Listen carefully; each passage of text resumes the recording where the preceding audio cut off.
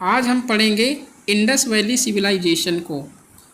और उसमें Indus valley civilisation में 3 टॉपिक्स काफ़ी इम्पोर्टेंट हैं। पहला है हमारा साइट्स, जो कि प्रीलिम्स पॉइंट ऑफ व्यू से इम्पोर्टेंट है।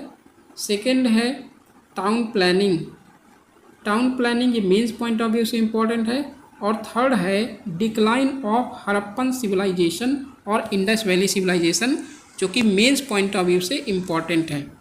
तो हमारे जो 2 टॉपिक हैं, टाउन प्लानिंग और डिक्लाइन, ये 2 टॉपिक मेंस पर्सपेक्टिव से इम्पॉर्टेंट है। और जो साइट्स हैं, काफ़ी बार यूपीएससी ने साइट्स को पूछा है, तो वो प्रीलिम्स के पॉइंट ऑफ व्यू से, even mains point of view से भी वो इम्पॉर्टेंट है, जहाँ पर एग्जाम्पल देने में काफ़ी हेल्पफुल होते हैं। तो आज पढ़ेंगे टाउन प्लानिंग, नेक्स्ट पढ़ेंगे decline of Harappan civilisation. Harappan urban planning is one of the most sophisticated in ancient history and can be studied under the following heads. तो पहला है सिटी लेआउट, और मोस्ट सोफिस्टिकेटेड ये अर्बन सिटी थी, urban civilisation थी। Among world's other civilisations like Egyptian civilisation, Mesopotamian और Chinese civilisation. तो उसमें से हड़प्पन सिविलाइजेशन जो थी वो हाईली सोफिस्टिकेटेड थी। ठीक है, तो चलो पार्ट्स इसके देखते हैं टाउन प्लानिंग के। तो पहला है सिटी लेआउट। सिटी लेआउट में है ग्रिड पैटर्न, जो भी लेआउट होती थी वो ग्रिड पैटर्न में बनी होती थी। Streets intersect at right angles dividing the city into rectangular blocks. तो स्ट्रीट्स जो होती थी वो राइट एंगल ट्राइंगल में कट करती थी, और dividing the city into rectangular blocks, जैसे यहाँ पर ये ऐसे कट करी, ठीक है, और राइट एंगल ट्राइंगल में कट करी, और ये हमारा क्या है, रेक्टेंगुलर फॉर्म में हो गया। ठीक है, तो ऐसे सिटीज़ यहाँ पर स्ट्रीट्स डिवाइड करती थी। Hierarchy of streets, hierarchy of street का मतलब क्या है, एक मेन स्ट्रीट्स जो होती थी वो अप टू 10 मीटर वाइड होती थी। स्मॉलर लेन्स भी होते थे और नैरो एलेज भी होते थे। इसका क्या मतलब हुआ, स्मॉलर लेन्स जैसे यहाँ पर ये क्या है, स्ट्रीट है, मेन स्ट्रीट है, और ये पहला लेन है, ये दूसरा लेन है। इसके बगल में, इनके जो बगल में कुछ छोटे छोटे मतलब नैरो साइड जो पेडेस्ट्रियन लेन होते थे, इसे क्या बोलते हैं, इसे बोलते हैं नैरो एले, नैरो एलवेज। तो इन्हें बोलते हैं जो पेडेस्ट्रियन, जो पैदल चलने वाले लोगों के लिए बनाए जाते थे, वो नैरो एलेज कहते हैं उन्हें। ठीक है, तो ये इस सिटी लेआउट में बनाए जाते थे। नेक्स्ट है standardised orientation. Streets mostly oriented in north south and east west direction.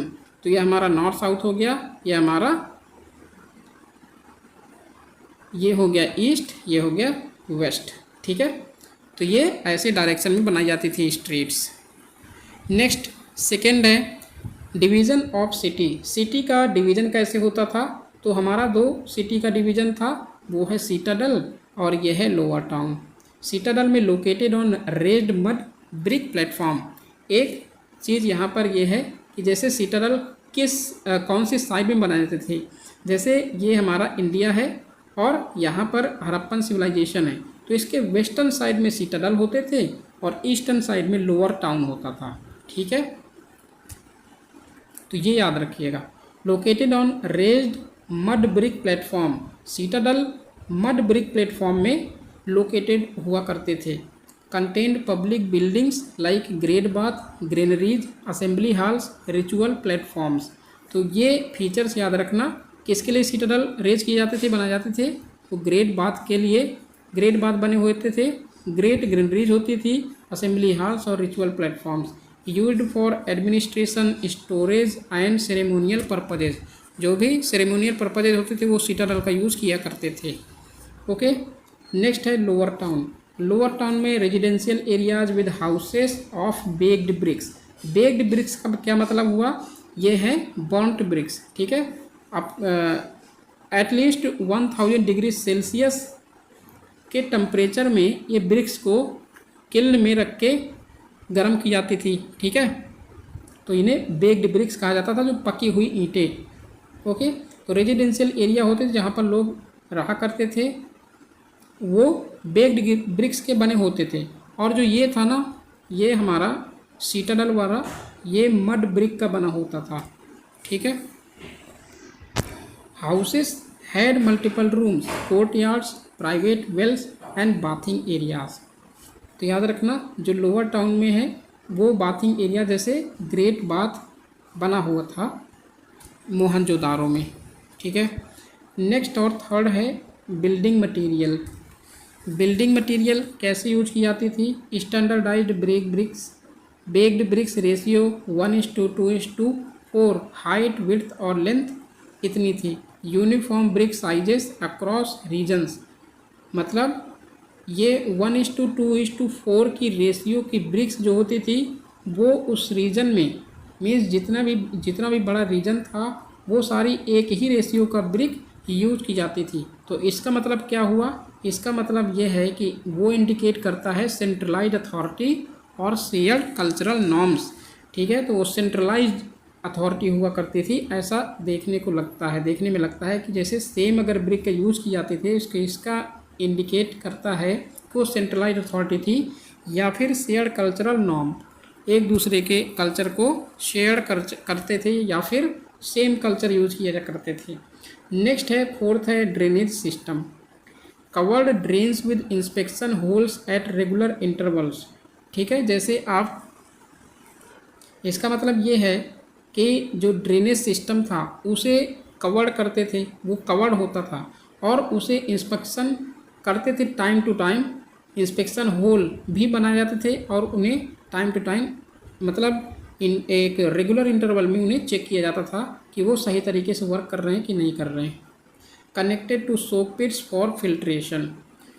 अब यहाँ सोक पिट्स भी जैसे मैनुअल होल्स हैं, तो इनके आसपास एक सोक पिट भी बनाए जाते थे ताकि वो जो ड्रेनेज सिस्टम है, इसका जो वाटर है ये यहाँ पर भी सीपेज, मतलब यहाँ पर निकल जाए, ठीक है, या फिर सोख लिए। ओके, तो ये इसका मतलब है।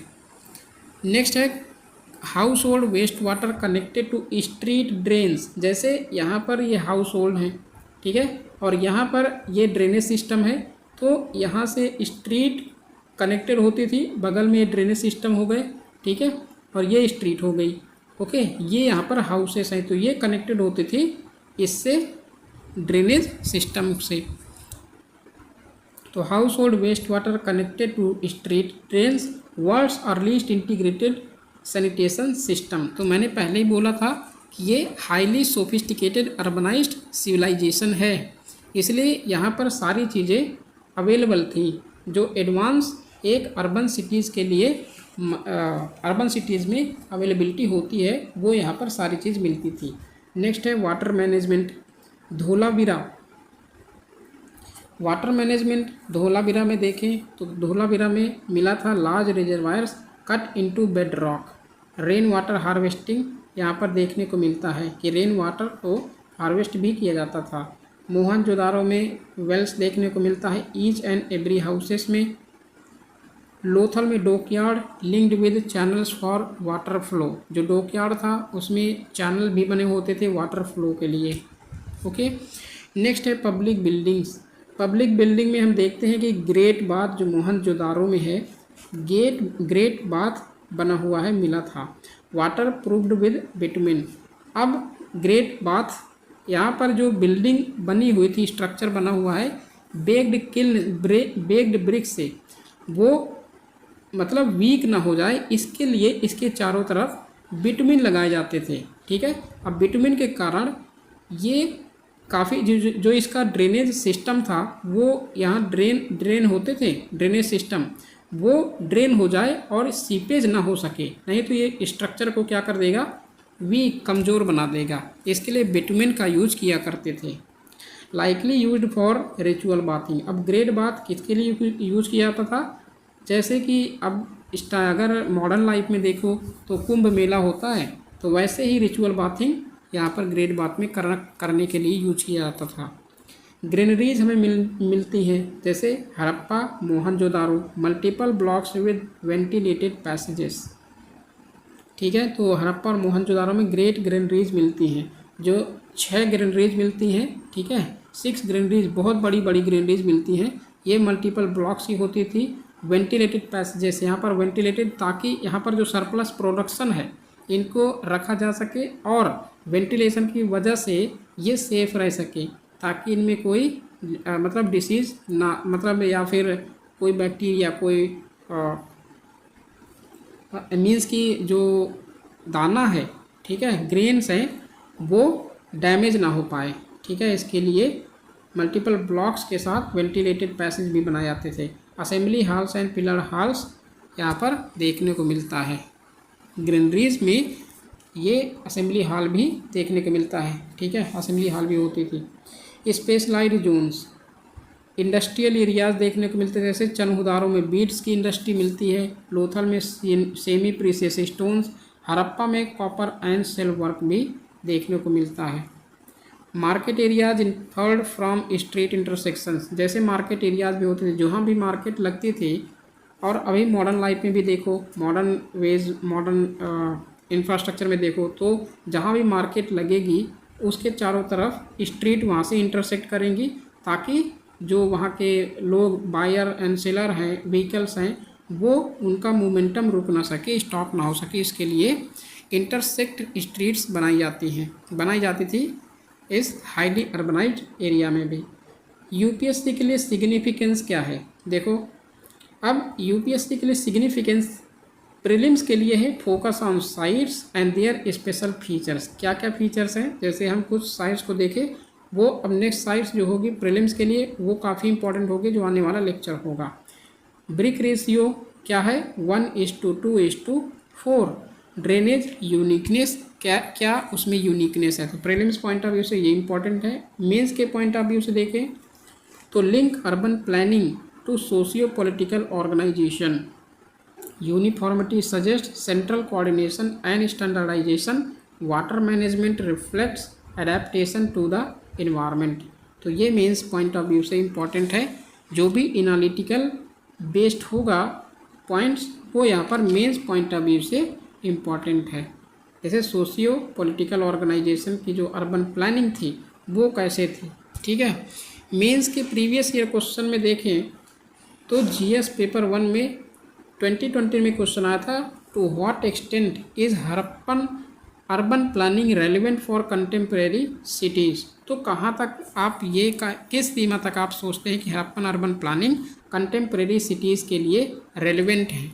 ठीक है, तो हम यही सारी चीज़ें क्या करेंगे, जो हमें अभी जो ऊपर की चीज़ें पढ़े हैं टाउन प्लानिंग से रिलेटेड, वो यहाँ पर लिख देंगे।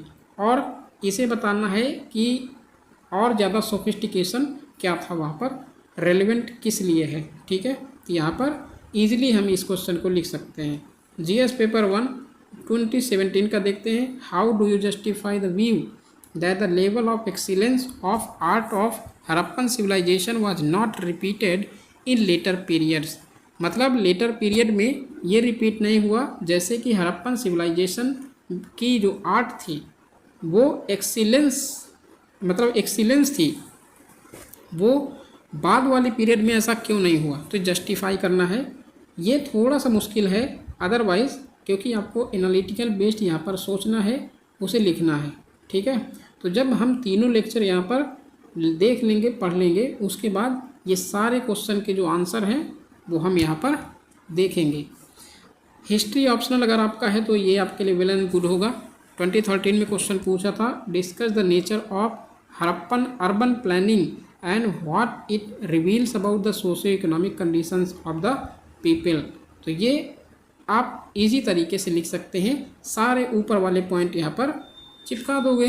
ठीक है, और कंक्लूजन में यही दे दोगे कि nature of Harappan urban planning was very sophisticated, other जो सिविलाइजेशंस थी उसके कंटेक्स्ट में, उसके मीन्स कंपेयर में जो urban cities like Harappan civilisation, Indus valley civilisation far away developed urbanised city थी। ठीक है, और सोशो इकोनॉमिक कंडीशन तो बहुत मतलब इगैलिटेरियन सोसाइटी थी, लेकिन सोफिस्टिकेटेड थी और बहुत ज़्यादा हाईली डेवलप्ड सोसाइटी थी। तो यहाँ पर ये ऑप्शनल में, और हिस्टोरियंस जो भी यहाँ पर हिस्टोरियंस हैं वो जो कहते हैं उसे आप यहाँ पर लिख दोगे।